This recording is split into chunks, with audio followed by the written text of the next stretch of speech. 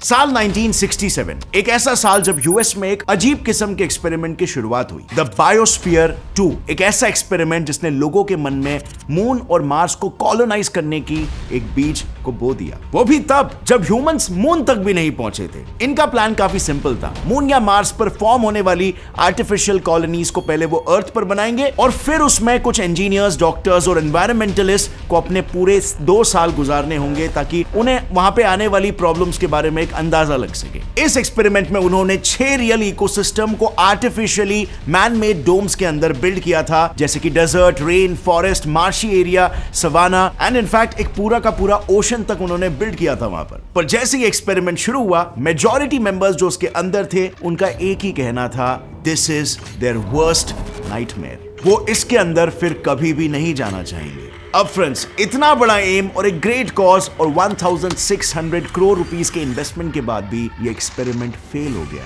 और इसके साथ ही ये एक्सपेरिमेंट बन गया वर्ल्ड का most expensive flop experiment.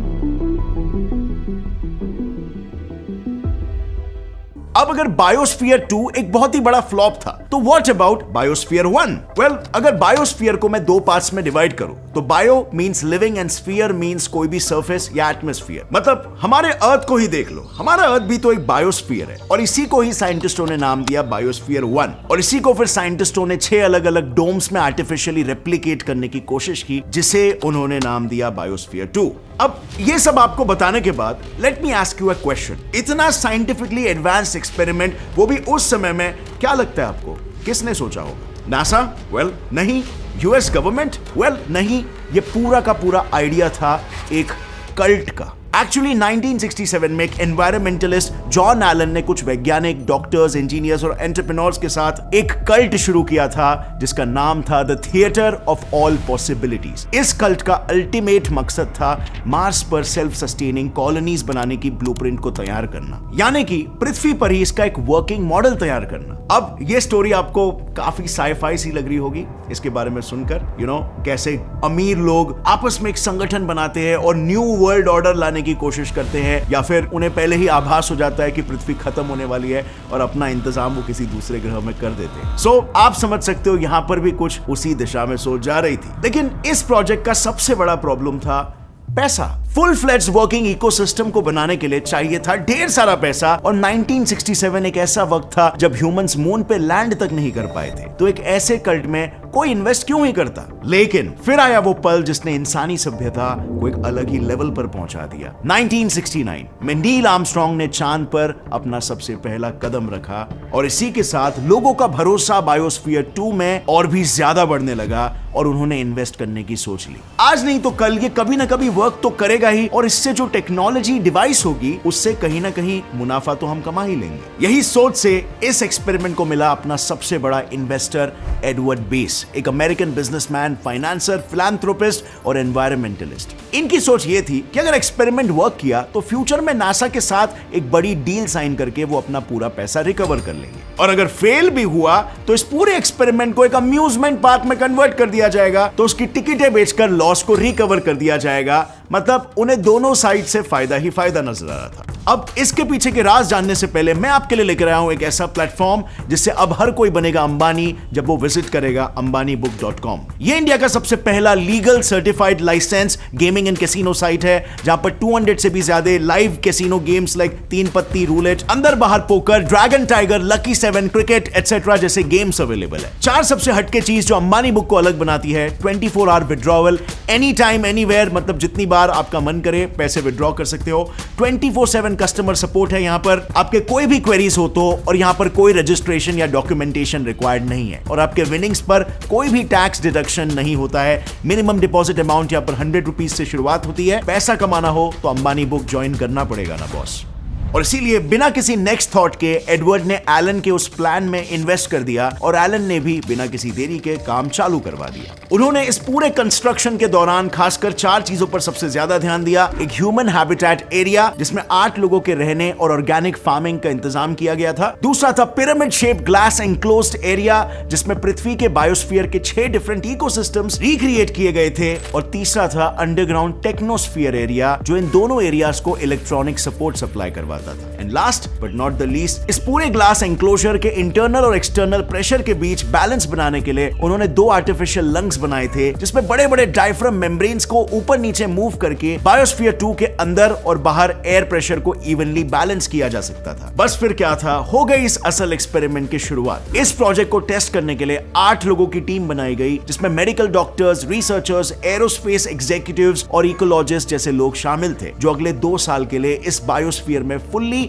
Self sustaining life जीने की कोशिश करने वाले थे। तारीख और वक्त तय हो गया, टीम अंदर एंटर करने के लिए पूरी तरीके से तैयार थी और दुनिया के सभी लोग उन 8 लोगों को गुड विशेस देने के लिए बायोस्फीयर के अराउंड जमा हो गए थे। चारों ओर खुशी का माहौल था और तभी अचानक से एक वायरल न्यूज ने सबकी खुशी पर पानी फेर दिया। और वो न्यूज थी बायोस्फीयर 2 के computer software specialist Rocky Stewart ने बायोस्फीयर 2 के लॉन्च के दिन ही प्रोजेक्ट को क्विट कर दिया है। रॉकी स्टीवर्ट का यह कहना था कि बायोस्फीयर 2 के जरिए लोगों को ठगा जा रहा है। बायोस्फीयर 2 अब कोई सेल्फ सस्टेनिंग इकोसिस्टम नहीं है, बस एक सबमरीन है जिसमें पेड़ पौधे उगा के रखे। अब जाहिर सी बात है, रॉकी की ये स्टेटमेंट सुनकर लोगों का इस प्रोजेक्ट पर भरोसा उठने लगा। लेकिन क्वाइट सरप्राइजिंगली इस बात से भी उन 8 रिसर्चर्स की हिम्मत नहीं टूटी। उन्होंने उसी जोश में बायोस्फीयर में अपने कदम रख दिए। लेकिन अफसोस, अंदर जाने के कुछ ही हफ्तों में उन पर गिर गया सबसे पहला और एक मेजर प्रॉब्लम का पहाड़, स्क्रबर्स। बेसिकली बायोस्फीयर 2 में भी किसी सबमरीन की तरह CO2 ट्रैप करने वाले स्क्रबर्स लगाए गए थे, जो एक केमिकल रिएक्शन के जरिए कार्बन डाइऑक्साइड को एब्जॉर्ब करते थे। एंड नाउ जस्ट इमेजिन एक स्पंज है जो पानी एब्जॉर्ब कर रहा है, लेकिन जैसे कि हमें पता है एक स्पंज तब तक ही पानी को अपने अंदर एब्जॉर्ब कर सकता है जितना उसकी कैपेसिटी हो, और बस वैसा ही कुछ इन स्क्रबर्स के साथ भी हुआ। एक पॉइंट के बाद इन स्क्रबर्स के अंदर मौजूद केमिकल्स भी खत्म हो गए। अब अगर स्क्रबर नहीं है, यानी कि CO2 को एब्जॉर्ब करने के लिए कोई मीडियम नहीं, और इसीलिए धीरे धीरे बायोस्फीयर में कार्बन डाइऑक्साइड लेवल्स इंक्रीज होने लग गए। मानो जैसे ये ही काफी कम था कि ऑल ऑफ अ सडन वहां मौजूद ऑर्गेनिक फार्म में सॉइल बैक्टीरिया जरूरत से ज्यादा तेजी से ऑक्सीजन यूज करने लगे, और इससे ऑक्सीजन लेवल सीधा 21% से 14% तक फिसल गया। गिरते ऑक्सीजन ने बढ़ते CO2 को और भी ज्यादा इंटेंस बना दिया। लेकिन इस बढ़ते CO2 लेवल्स को CO2 सेंसर्स शुरुआती हफ्तों में डिटेक्ट ही नहीं कर पाए, जिसके पीछे का रीजन था इस बायोस्फीयर का कंक्रीट स्ट्रक्चर। क्योंकि सरप्राइजिंगली कंक्रीट के सर्फेसेस में मौजूद कैल्शियम हाइड्रोक्साइड ने इस बढ़ते कार्बन डाइऑक्साइड के साथ रिएक्ट करके कैल्शियम कार्बोनेट बनाना शुरू कर दिया था, जिसकी वजह से सेंसर्स के लिए ना कार्बन डाइऑक्साइड लेवल बढ़ा और ना ही ऑक्सीजन लेवल घटा। ऑक्सीजन ड्रॉप का अंदाजा तो बायोस्फीयर 2 के क्रू को तब आया जब उन्होंने देखा कि रिसर्चर्स कोई काम तो छोड़ो, सिंपली बात करते वक्त भी हाफ रहे थे। नतीजन बिगड़ती हालत को ध्यान में रखते हुए और रिसर्चर्स की जानें बचाने के लिए उन्हें बायोस्फीयर 2 में बाहर से कई टन ऑक्सीजन को पंप करना पड़ गया। पर यह तो सिर्फ एक ही मुसीबत थी। प्रोजेक्ट स्टेबल होने ही वाला था और फिर एक और मुसीबत ने दस्तक दे दी। दरअसल कुछ ही दिनों बाद बायोस्फीयर 2 के ग्लास वॉल से प्लांट्स के लिए जरूरी धूप आना ही बंद हो गया। अब ये तो ऑब्वियस है कि अगर सनलाइट नहीं, यानी फोटोसिंथेसिस नहीं, जिसकी वजह से धीरे धीरे कम धूप मिलने की वजह से सभी पेड़ पौधे इटियोलेट यानी बेसिकली पीले पड़ने लग गए। अब क्योंकि रिसर्चर्स इसी पेड़ पौधों से तो अपना पेट भर रहे थे, इसीलिए वहां पर खाने की भी कमी महसूस होने लगी। पर जैसे तैसे करके दिन तो काटने ही थे, इसीलिए उन 8 रिसर्चर्स ने इसे चैलेंज समझकर कुछ हफ्तों के लिए फसलों को छोड़ के उनके बीजों पर ही अपना गुजारा करना शुरू कर दिया। लेकिन जब ये एक्टिविटी नीचे टेक्नोस्फीयर में बैठी कंट्रोल टीम ने ऑब्जर्व किया और उनका हेल्थ चेकअप किया, तब ये पता चला कि उन रिसर्चर्स को अपनी डाइट से एवरेज कैलोरीज से काफी कम कैलोरीज मिल रही थी, जिसकी वजह से उनका तेजी से वेट लॉस हो रहा था और वो वीक हो रहे थे। ये सब होता हुआ देख मजबूरन उन्हें प्रॉपर हेल्थ के लिए फिर एक बार बाहर से फूड सप्लाई करना पड़ा। और ऐसे ही आगे भी बी हाइव्स में से बीज का मर जाना, ओशन में कोरल्स का मर जाना, ऑक्सीजन और फूड सप्लाईज का शॉर्टेज बढ़ते जाना, ये सारी मुसीबत मानो पीछा ही नहीं छोड़ रहे थे। और अंत में इस सब से तंग आकर और इन सब प्रॉब्लम से जूझने के लिए इस बायोस्फीयर के दरवाजे को तकरीबन 29 टाइम्स खोलना पड़ा था। मतलब जहां इस प्रोजेक्ट को बनाने के पीछे का मेन मकसद था एक सेल्फ सस्टेनिंग कॉलोनी बनाना, वो तो शुरुआत के ही कुछ महीनों में या इवन हफ्तों में फ्लॉप हो गई।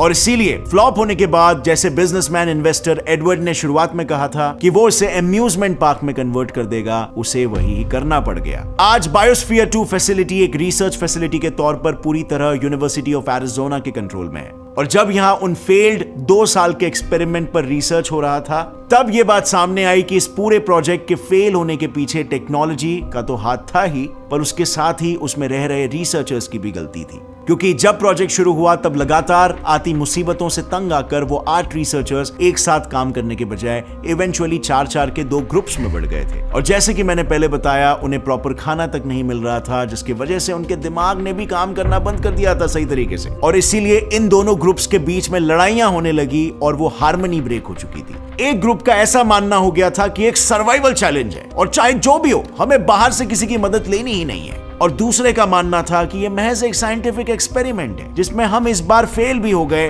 तो अगली बार फिर कोशिश करेंगे। सो दोनों ग्रुप की आइडियोलॉजीज ही मैच नहीं कर रही थी इस एक्सपेरिमेंट को लेकर। Now putting it into practical perspective, मान लो कि अगर हमने टेक्नोलॉजी भी फिगर आउट कर लिया, हमने टेक्नोलॉजी अच्छी खासी डिवाइस कर ली, बट लोगों के बीच के कोऑर्डिनेशन का क्या? डोंट फॉरगेट, हमें साइकोलॉजिकली पृथ्वी में रहने की आदत है और पृथ्वी के एनवायरनमेंट में हम नॉर्मली बिहेव कर सकते हैं। अगर हम किसी ऐसे एनवायरनमेंट पे चले जाते हैं जो कि केओटिक है, तो वैसे में हमारे ब्रेन के स्ट्रेस लेवल्स भी नेक्स्ट लेवल पर होंगे और ये चीज आपस की कोऑर्डिनेशन की, ह्यूमंस की, काफी हद तक इफेक्ट करेगा। और इसीलिए ये जरूरी हो जाता है कि हमें टेक्नोलॉजी को नेक्स्ट से नेक्स्ट लेवल पर लेके जाना पड़ेगा, सब कुछ ऑटोमेट करना पड़ेगा और ह्यूमंस के कंट्रोल से मैक्सिमम ऑफ द चीज निकाल देना पड़ेगा। तभी जाकर हम किसी दूसरे होस्टाइल एनवायरनमेंट में कॉलोनीज बना सकते हैं and we can be rest assured कि अगर ह्यूमन से भी नेग्लिजेंस हो जाती है तो भी ह्यूमन सर्वाइव कर पाएंगे। बिकॉज होस्टाइल एनवायरनमेंट में ह्यूमंस क्लियरली नहीं सोच पाते रैशनली, कहीं ना कहीं पैनिक आ जाता है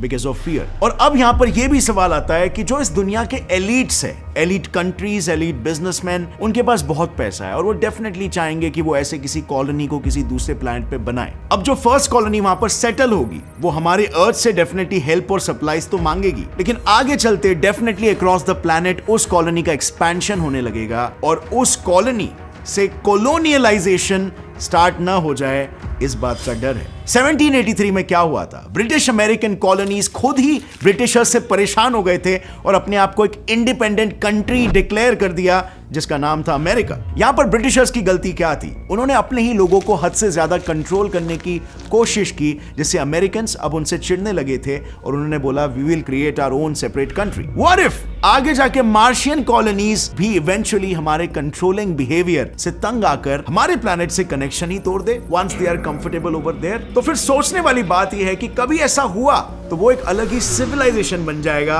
और फिर कभी हमारी और उनकी आपस में मतभेद हुई तो वो एक स्पेस वॉर में ना तब्दील हो जाए। आपको क्या लगता है फ्रेंड्स? बिकॉज कोलोनियलिज्म कहो, इंपीरियलिज्म कहो या क्वेस्ट फॉर गेनिंग पावर कहो, it is deeply ingrained in human psychology और उसके इफेक्ट्स इस डायनामिक में आगे कभी ना आ जाए, इसकी क्या गारंटी है? वेल, आपको क्या लगता है फ्रेंड्स? क्या ऐसा होगा या वहां पर एक सिविलाइजेशन बनती है तो हमारा उनके साथ एक काफी अच्छा रिलेशन रहेगा? आपको जो लगता है नीचे कमेंट्स में बताना और अगर इस वीडियो से आपको कुछ भी नया सीखने मिला तो एक लाइक जरूर ठोकना। Get set fly science channel को अभी सब्सक्राइब कर लो और बेल नोटिफिकेशन दबाओ ताकि आगे आने वाली हमारी कोई भी वीडियो की अपडेट आप मिस ना कर सको। See you next time friends, till then as always stay curious, keep learning and keep growing. जय हिंद।